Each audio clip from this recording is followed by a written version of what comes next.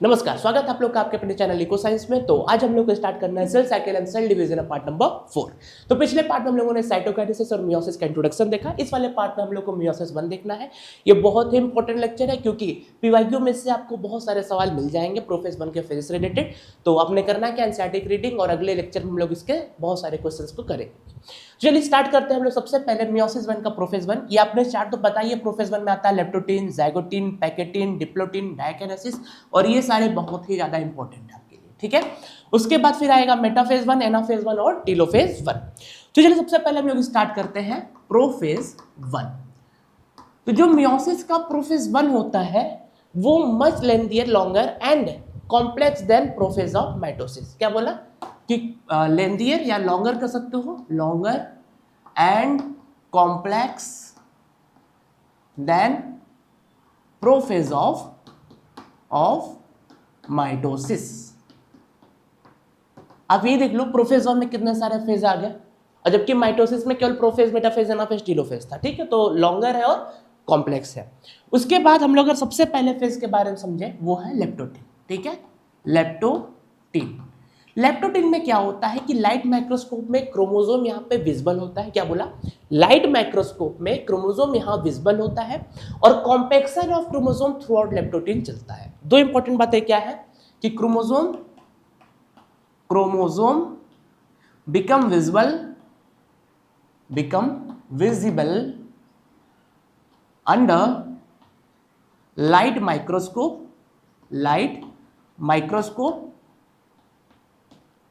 और compaction of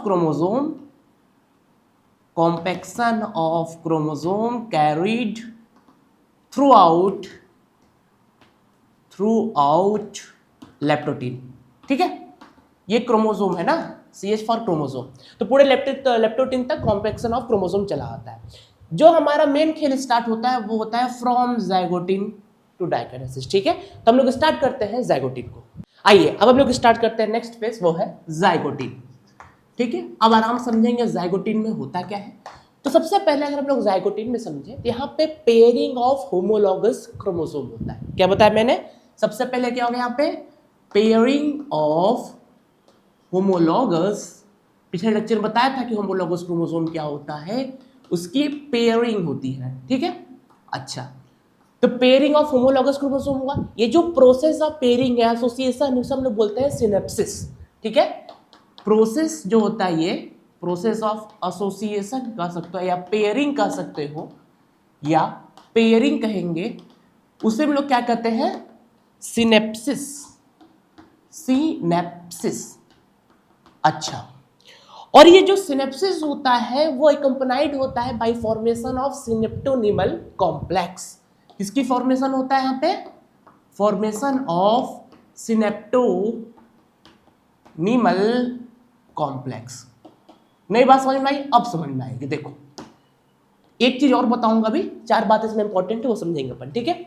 तो सबसे पहले क्या बताया, pairing of homologous chromosome. Homologous chromosome क्या पेयरिंग होने लगती है। दूसरा क्या बताया कि जो प्रोसेस ऑफ एसोसिएशन है, ये एसोसिएशन है, एसोसिएशन उसे सिनेप्सिस कहते हैं और ये एकम्पनाइड बाय सिनेप्टोनिमल कॉम्प्लेक्स। और ये सिनेप्टोनिमल कॉम्प्लेक्स जानते क्या करता है, ये होमोलॉगस क्रोमोसोम को होल्ड करके रखता है, पेयर करके रखता है। ये आपका जो देख रहे हो ये आपका सिनेप्टोनिमल कॉम्प्लेक्स है।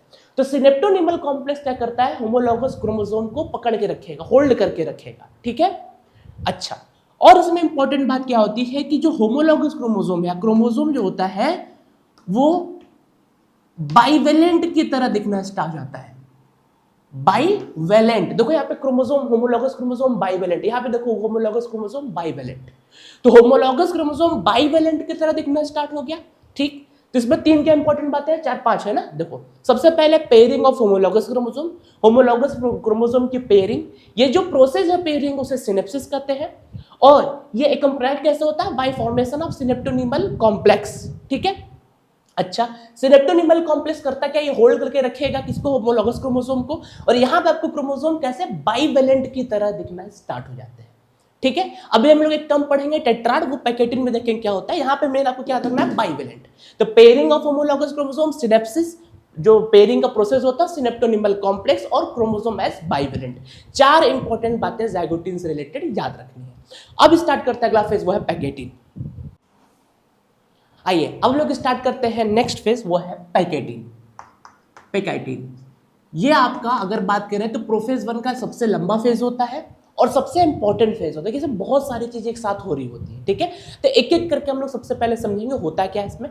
उससे पहले जाइगोटिन हम लोगों ने देखा क्या हुआ, होमोलॉगस क्रोमोसोम के पेयरिंग प्रोसेस को सिनेप्सिस कहे, सिनेप्टोनिमल कॉम्प्लेक्स का फॉर्मेशन और क्रोमोसोम अपीयर एज बाइवेलेंट। अब यहां देखो सबसे पहले क्या होता है कि जो बाइवेलेंट था वो विजिबल होगा एज अ टेट्राड। क्या बताया मैंने कि बाइवेलेंट विजिबल एज टेट्राड, या इसको पूरी तरीके से लिखोगे तो bivalent completely visible as tetrad, ठीक है।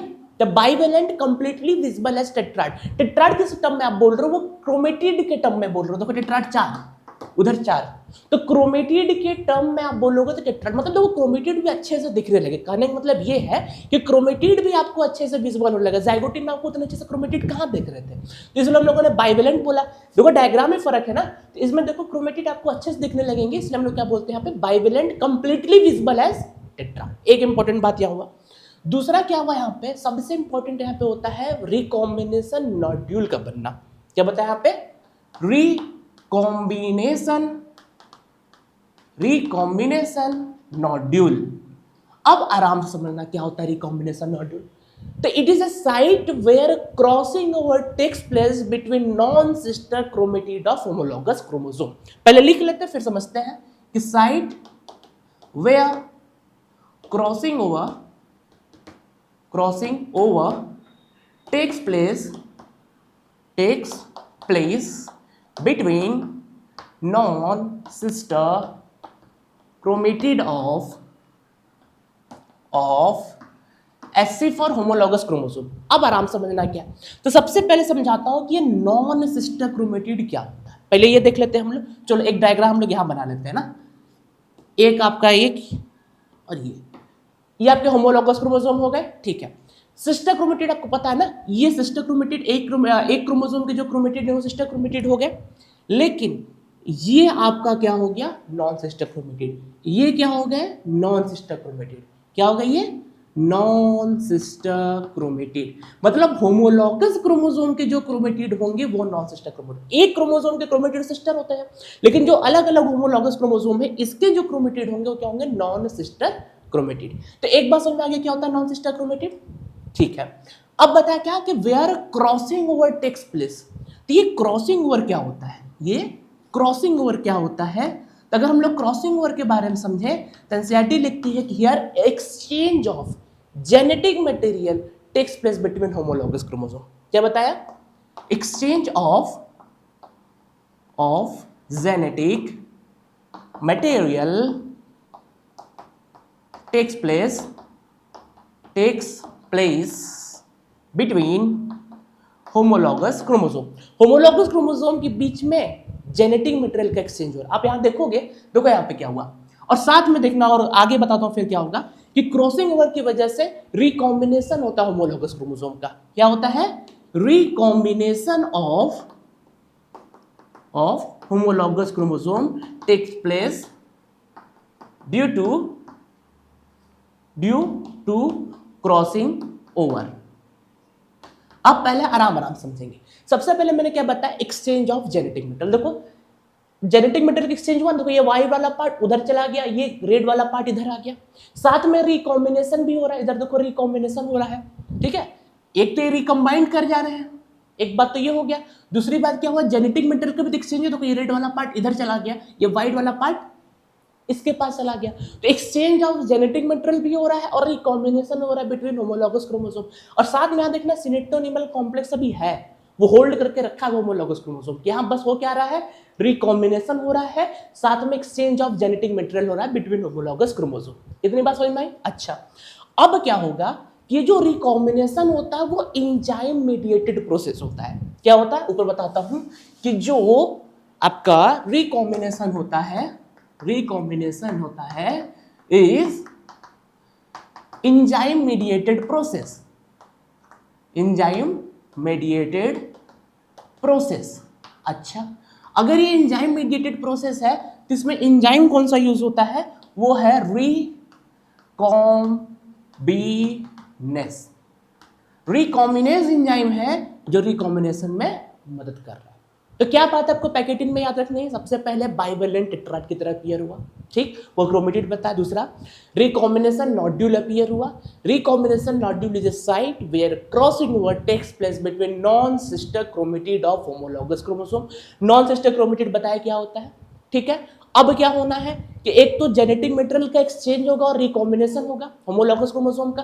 तो जेनेटिक मटेरियल का एक्सचेंज भी हो गया और रिकॉम्बिनेशन भी हो गया होमोलॉगस क्रोमोसोम के बीच में। आई बात समझ में? इतना क्या याद रखना आपको पैकेटिन में? Bivalent as a tetrad, recombination nodule, recombination nodule वे site where crossing over takes place between non sister chromatid of homologous chromosome. Crossing over basically है क्या? जेनेटिक मटेरियल का एक्सचेंज। वो साइट है जहां पे जेनेटिक मटेरियल का एक्सचेंज हो रहा है और साथ में रिकॉम्बिनेशन हो रहा है होमोलॉगस क्रोमोसोम का। अब लोग स्टार्ट करेंगे अगला फेज, वो है डिप्लोटिन। आइए अब लोग स्टार्ट करते हैं अगला फेज, वो है डिप्लोटिन।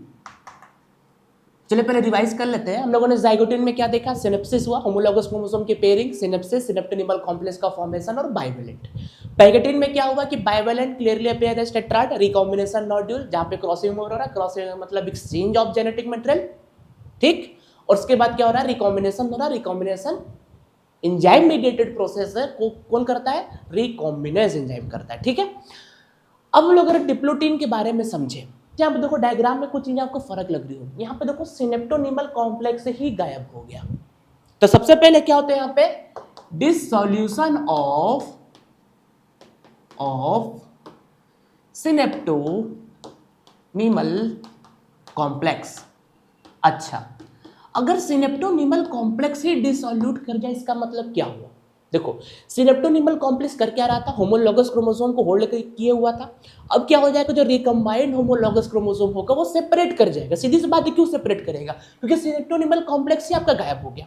तो अगर सिनेप्टोनिमल कॉम्प्लेक्स गायब हो गया तो रिकम्बाइंड होमोलॉगस क्रोमोसोम, रिकम्बाइंड का वो पैकेटिन में होगा। अब रिकम्बाइंड होमोलॉगस क्रोमोसोम सेपरेट हो जाएंगे एक दूसरे से accept at the site of crossing over. देखो क्रॉस ओवर की साइड पे बचे हुए, बाकी हर जगह से क्या हो गया? सेपरेट हो जाएंगे। तो क्या लिखोगे?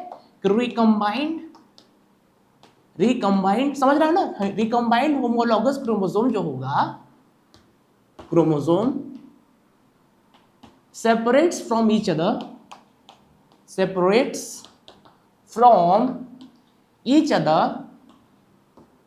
except at site of crossover। अच्छा, तो क्रॉस ओवर के साइड को छोड़ के जो आपको होमोलॉगस, रिकम्बाइंड होमोलॉगस क्रोमोसोम थे वो सेपरेट कर जाएंगे क्योंकि सिनेप्टोनिमल कॉम्प्लेक्स ही गायब हो गया। तब आपको एक्सेप्ट स्ट्रक्चर दिखेगा, उसको हम लोग क्या बोलते हैं? कैस्मेटा या कैस्मेटा, जो मन वो बोलो, बस नाम याद रहना चाहिए, कैस्मेटा या माटा, ठीक है। ये जरूर याद रखना, इंपॉर्टेंट है। देखो ये एक्सेप्ट स्ट्रक्चर दिख रहा है ना, ये कैस्मेटा है। तो इसमें क्या हुआ? सबसे पहले सिनेप्टोनिमल कॉम्प्लेक्स डिसॉल्यूट कर गया, ये मतलब ये गया, मतलब गायब हो गया, ठीक। अगर सिनेप्टोनिमल कॉम्प्लेक्स गायब हो गया तो सीधी सी बात देखो, रिकम्बाइंड होमोलॉग, रिकम्बाइंड क्यों बोल रहा हूं बार-बार? क्योंकि पैकेटिन में रिकॉम्बिनेशन करा दिया गया है। तो रिकम्बाइंड होमोलॉगस क्रोमोसोम सेपरेट हो जाएंगे एक दूसरे से accept at the site of crossover.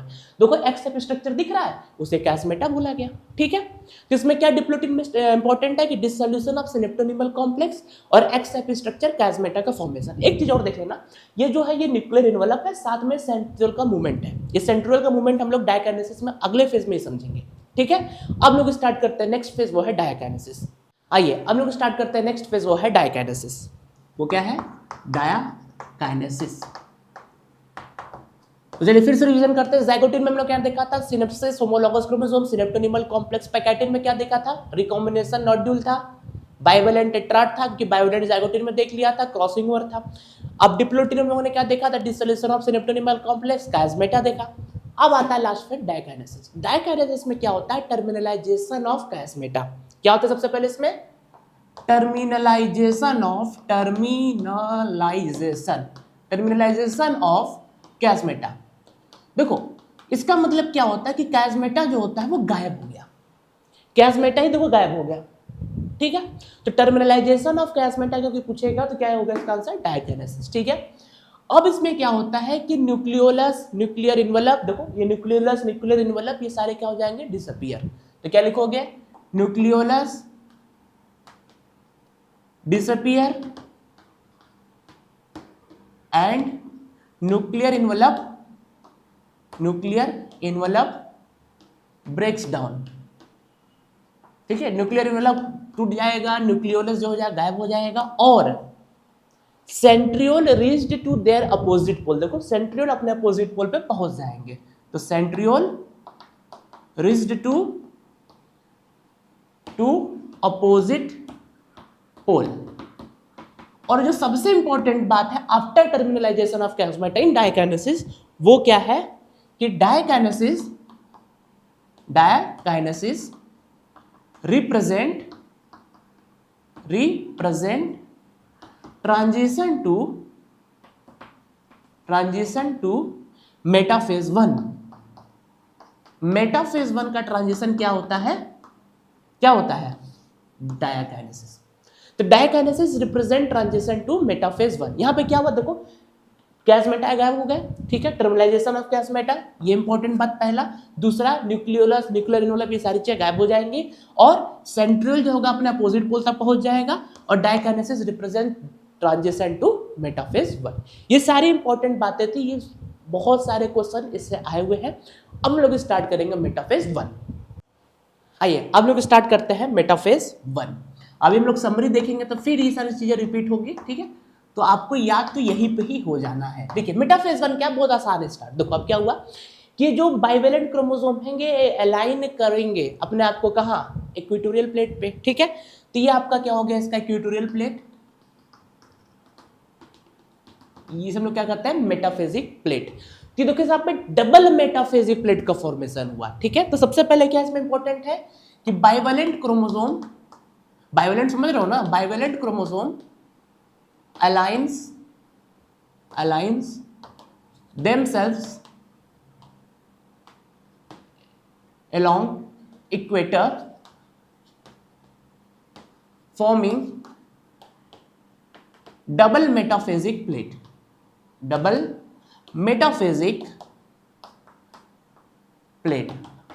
ठीक है। ये देखो ना डबल मेटाफेजिक प्लेट का फॉर्मेशन हो गया यहाँ पे। और क्या आएगा, माइक्रोट्यूब्यूल जो है फिर वो अटैच कर जाएंगे काइनेटोकोर से। ये देख काइनेटोकोर ही ना, इसको अच्छे से बना लेना ना। तो माइक्रोट्यूब्यूल क्या करेगा, काइनेटोकोर से अटैच कर जाएगा, ठीक। तो माइक्रोट्यूब्यूल अटैच टू काइनेटोकोर, ठीक है, of chromosome of bivalent chromosome. लिख दो बाइवेलेंट क्रोमोसोम, मतलब समझ में आना चाहिए, और लिखने में तो अपने शब्दों में लिख सकते हैं, ठीक है। तो इसमें इंपॉर्टेंट क्या है कि सबसे पहले होमोलॉगस क्रोमोसोम या बाइवेलेंट क्रोमोसोम जो भी अलाइन करेंगे अपने आप को इक्वेटर के लॉन्ग, इसे हम लोग क्या कहते हैं इक्वेटोरियल प्लेट। तो डबल इक्वेटोरियल प्लेट या मेटाफेजिक प्लेट का फॉर्मेशन यहाँ पे हो जाता है, ठीक है। और उसके बाद माइक्रोट्यूब्यूल से अटैच कर जाएंगे। अब एनाफेज में क्या हो जाएगा, अब ये सेपरेट हो जाएगा होमोलॉगस क्रोमोसोम। चलिए अगला देखते हैं एनाफेज 1। आइए अब लोग स्टार्ट करते हैं एनाफेज 1 को। तो एनाफेज 1 में क्या होता है, उससे पहले हमने मेटाफेज 1 में क्या देखा था कि होमोलॉगस क्रोमोसोम जो थे वो अलाइन किए थे इक्वेटोरियल प्लेट पे, डबल मेटाफेजिक प्लेट का फॉर्मेशन हुआ था। तो एनाफेज 1 में क्या होता है अब कि यहाँ पे होमोलॉगस क्रोमोसोम ही सेपरेट हो जाता है। क्या होता है, homologous chromosome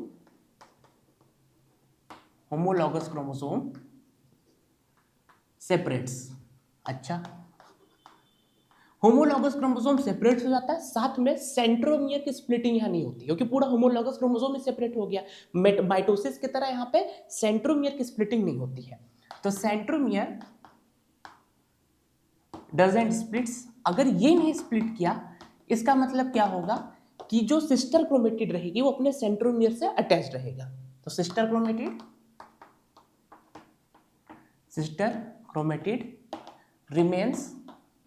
remains attached to centromere। तो सिस्टर क्रोमेटिड सेंट्रोमियर से अटैच रहेगा, ठीक है। तो एनाफेज 1 में क्या इंपॉर्टेंट बात है, होमोलॉगस क्रोमोसोम ही सेपरेट कर जाएगा, सिस्टर क्रोमेटिड यहाँ पे जो है वो अटैच रहेगी सेंट्रोमियर से, क्योंकि सेंट्रोमियर की स्प्लिटिंग नहीं हो रही है, ठीक है। अब लोग नेक्स्ट फेज स्टार्ट करेंगे, वो है टेलोफेज 1। आइए अब लोग स्टार्ट करते हैं लास्ट फेज, वो है टेलोफेज 1। अच्छा, अब इस टेलोफेज 1 में क्या होता है बेसिकली कि वापस से आपका न्यूक्लियर इनवलप न्यूक्लियस या रीअपियर कर जाएगा। तो सबसे पहले क्या होगा कि nuclear envelope and nucleolus reappear, ये वापस से बन जाएंगे, देखो बनी गए हैं, ठीक है। साइटोकाइनेसिस होगा तो साइटोकाइनेसिस फॉलोड, ठीक है, या फॉलोड बाय साइटोकाइनेसिस ऐसे कर सकते हो, फॉलोड बाय साइटोकाइनेसिस। अब क्या होगा, डायड ऑफ सेल बनेगा। क्या बनेगा यहां पे, dyad of cells is formed. यहां पे क्या बनेगा, डायड ऑफ सेल, देखो डायड ऑफ सेल बन गया, ठीक है। जब लोग मियोसिस सेकेंड खत्म करेंगे टेलोफेज सेकेंड, वहां पे देखोगे टेट्राड ऑफ सेल बनेगा, ठीक है। यहां क्या हुआ, डायड ऑफ सेल बन गया, ठीक। तो इसमें इंपॉर्टेंट क्या था, वही न्यूक्लियर एनवलप, न्यूक्लियर बॉडी, ये सारी चीजें वापस से आ जाएंगी, साइटोकाइनेसिस होगा और डायड ऑफ सेल बन जाएगा। दो मियोसिस के बीच में हमको पता बताया मैंने आपको पहले कि दो मियोसिस के बीच में एक फेज होता है, कहता है इंटरकाइनेसिस। लेकिन ध्यान देना इस बात को कि इंटरकाइनेसिस में कोई डीएनए रेप्लिकेशन नहीं होता है। तो डीएनए रेप्लिकेशन नहीं होता है, डोंट टेक प्लेस या डजंट टेक प्लेस, ठीक है, टेक्स प्लेस। तो इसमें इंपॉर्टेंट क्या है कि इंटरकाइनेसिस में कोई भी डीएनए रेप्लिकेशन नहीं होता। ये था मियोसिस 1 के बारे में सब कुछ। अब हम लोग समझते हैं समरी। आइए अब लोग स्टार्ट करते हैं समरी पोर्शन को। तो आज जितना मैंने बताया आपको सारा एक साथ यहाँ पे लिख दिया है, ठीक है। पहले इसको आप 2 मिनट देख लीजिए, ठीक है। तो हम लोगों ने लेप्टोडिन में सबसे पहले क्या देखा था कि क्रोमोसोम था, लाइट माइक्रोस्कोप में विजिबल हो रहा था, कॉम्पेक्शन पूरे लिप्टोथिक तक चला आ रहा था। फिर हम लोगों ने जाइगोटिन के बारे में पढ़ा। जाइगोटिन में क्या था, pairing of homologous chromosome, synapsis और synaptonemal complex formation, bivalent. Pachytene में क्या था, बाइवेलेंट टेट्राड की तरह उसमें अपीयर हो रहा था, रिकॉम्बिनेशन उसमें हो रहा था और रिकॉम्बिनेशन एंजाइम यूज हो रहा था, क्रॉसिंग वगैरह वगैरह सब कुछ उसमें देखे थे हम लोगों ने। फिर डिप्लोटिन में क्या था कि सिनेप्टोनिमल कॉम्प्लेक्स का डिसोल्यूशन था, लेकिन एक्स जहां पे क्रॉसिंग वगैरह हो रहा था वहां पे होमोलॉगस क्रोमोसोम लिखते थे, एक्स सबस्टा कैस्मेटा का फॉर्मेशन हो रहा था। और हमने बताया था कि उस साइड में आपका वर्टिब्रेट्स में, उस साइड वर्टिब्रेट्स में डिप्लोटिन जो है मंथ्स और ईयर तक चलता है, ठीक है। फिर उसके बाद हम लोगों ने डाइकाइनेसिस में क्या देखा था, टर्मिनलाइजेशन ऑफ कैस्मेटा, मतलब कैस्मेटा एक तरीके से गायब हो जाता है, न्यूक्लियर एनवलप न्यूक्लियोलस सारी चीजें गायब हो जाती है। ट्रांजिशन टू मेटाफेज 1, ये डाइकाइनेसिस जो होता है मेटाफेज 1 का ट्रांजिशन होता है, ये लोगों ने समझा। फिर हम लोगों ने मेटाफेज 1 देखा, उसमें क्या था कि होमोलॉगस क्रोमोसोम या बाइवेलेंट इक्वेटर पे लॉन्ग होता है, डबल मेटाफेजिक प्लेट का फॉर्मेशन होता है, माइक्रोट्यूब्यूल से अटैच जाते हैं काइनेटोकोर से। फिर एनाफेज 1 में क्या था कि होमोलॉगस क्रोमोसोम यहाँ पे सेपरेट हो रहा था, सेंट्रोमियर यहाँ पे स्प्लिट होने की जरूरत ही नहीं है क्योंकि होमोलॉगस क्रोमोसोम सेपरेट हो जा रहा था, सिस्टर क्रोमेटिड जो है वो सेंट्रोमियर से अपने अपने सेंट्रोमियर से अटैच रह रहे थे, ठीक है। फिर टेलोफेज में क्या था, वापस न्यूक्लियस न्यूक्लियर एनवलप सारी चीजें आ रही थी, cytokinesis but dyad of cell इसमें देख रहा था। मियोसिस 1 में डायड ऑफ सेल देखने को मिलता है, मियोसिस 2 में फिर टेट्राड ऑफ सेल देखने को मिलेगा, जो हम लोग अगले लेक्चर में कवर करेंगे। दो मियोसिस के बीच में इंटरकाइनेसिस जहां पे कोई डीएनए रेप्लिकेशन नहीं होता है। तो समरी को इस बार आप अच्छे से देख लेंगे, इसी में से सारे क्वेश्चन आपके हो जाएंगे।